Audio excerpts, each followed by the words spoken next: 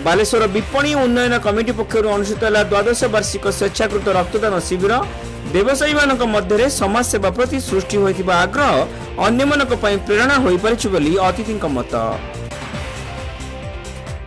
बालेश्वर विपणी उन्नयन कमिटी पक्षर स्वेच्छाकृत रक्तदान शिविर मोतीगंज स्थित घोष मार्केट परिसर में अनुष्ठित हो जाइछि। सदर विधायक मानस कुमार दत्त एथिरे मुख्य अतिथि भाव जोगदे शिविर को उद्घाटन करने सहित विपणी उन्नयन कमिटीर उद्यम को भूयसी प्रशंसा करथिले। व्यवसायी मानक मध्य सृष्टि होइथिबा समाज सेवा प्रति आग्रह अन्य मानकु प्रेरणा देव बोली श्री दत्त आशा प्रकाश करथिले। तो प्रत्येक वर्ष भली ए वर्ष मध्य हमर ए जो मोतीगंज रो विपन्न परिवार समिति जो आमर वेजिटेबल मार्केट एथिरे प्रत्येक वर्ष भाया एठी स्वच्छाकृत रक्तदान शिविर हुए। आपण जानिचंती आज भी बहु स्थान रे रक्त अभाव लोकंकर जीवन जाउची।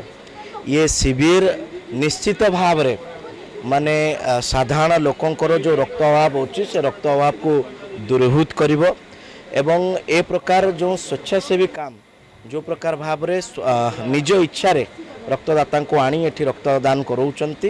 मु विपन्न समिति को मो तरफ शुभेच्छा जनाऊँगी। आपण को माध्यम रे समस्त स्वच्छासेवी अनुष्ठान सामाजिक अनुष्ठान समस्त परिषद को मध्य निवेदन करुच्ची कि आसंतु समस्ते ये रक्तदान प्रदान करिवार जो मुहिम अच्छी से मुहिम रे जुड़िबा आ समाज रे रक्त अभाव कहारी जीवन न हारू सेति संकल्प नवा। कमिटीर अध्यक्ष समाजसेवी अजय कुमार विश्वाल, उपदेष्टा वरिष्ठ सांबादिक रंजन बाग, जिला रक्त केन्द्र अधिकारी डाक्तर बसंत उपाध्याय, सदर विधायकों प्रतिनिधि गौरांग दास, सुजित देव, धीरज महांती प्रमुख एथिरे जोगदे रक्तदाता मानक उत्साहित करने सहित कमिटीर कर्मकर्ता मानक साधुवाद जणाइथिले। देखंतु आमर समस्त व्यवसायी बंधु मोतीगंजर सबु व्यवसायी को मु धन्यवाद देवी जे से माने प्रत्येक वर्ष भली ए वर्ष मध्य से रक्तदान शिविर आयोजन करचंती। सबुठु खुशीर कथा जे समस्ते भावती व्यवसायी माने व्यवसाय रे लिप्त एवं अन्य कथा किसी बुझंती नहीं, किंतु आज ये तार ज्वलंत प्रमाण जे से माने रक्तदान शिविर करी आम देशर सेवा करचंती एवं देश को आगु नवा पई सबुबेले पदक्षेप नहीं मु समस्त को धन्यवाद दूची। सांप्रतिक समाज रे अन्यर जीवन रक्षा रे आवश्यक रक्तर अभाव पूरण रे बालेश्वर विपणी उन्नयन कमिटी भली संगठनकर प्रयास बेस प्रशंसनीय बोली से मत प्रकाश करथिले। देखंतु दीर्घ 12 वर्ष धरी घोष मार्केट रो विपणी उन्नयन कमिटी तरफ आमर प्रतिवर्ष यही डेट रे रक्तदान शिविर हुए एवं एटी स्पष्ट भाव में लोक मानू बा समस्त को जन देवाक आम चाहूँ जे व्यवसायी मैंने केवल व्यवसाय करती ना खाली लाभ क्षतिर हिसाब करती ना समाज प्रति प्रत्येक व्यवसायी गोटे अंगीकारबद्धता रहा दरकार।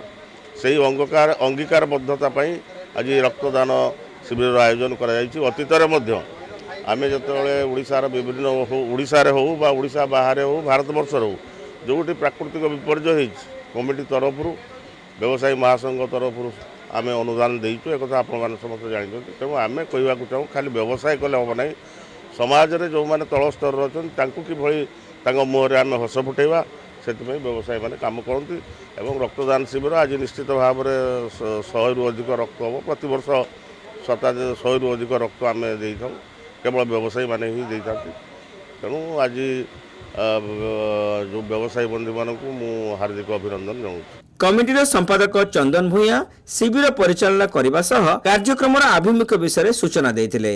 विपणी उन्नयन कमिटी घोष बाजार बालेश्वर रे मु संपादक अच्छे। तो प्रति वर्ष भली ए वर्ष आमर 12तम रक्तदान शिविर आयोजन करोछि। मु खाली एतिकी कहबी रक्तर विकल्प किछि नाही।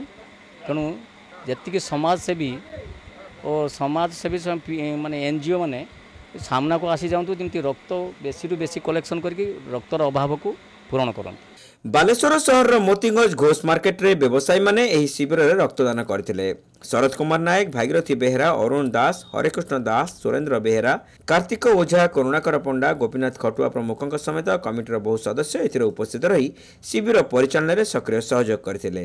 रक्तदान शिविर आयोजन पई गोटिए दिन घोष मार्केट रे व्यवसायी माने दुकान बंद रखिथिबा लक्ष्य करा जायतिला। शिविर शेष सुधा 100 यूनिट रो अधिक रक्त संगृहीत होइतिला।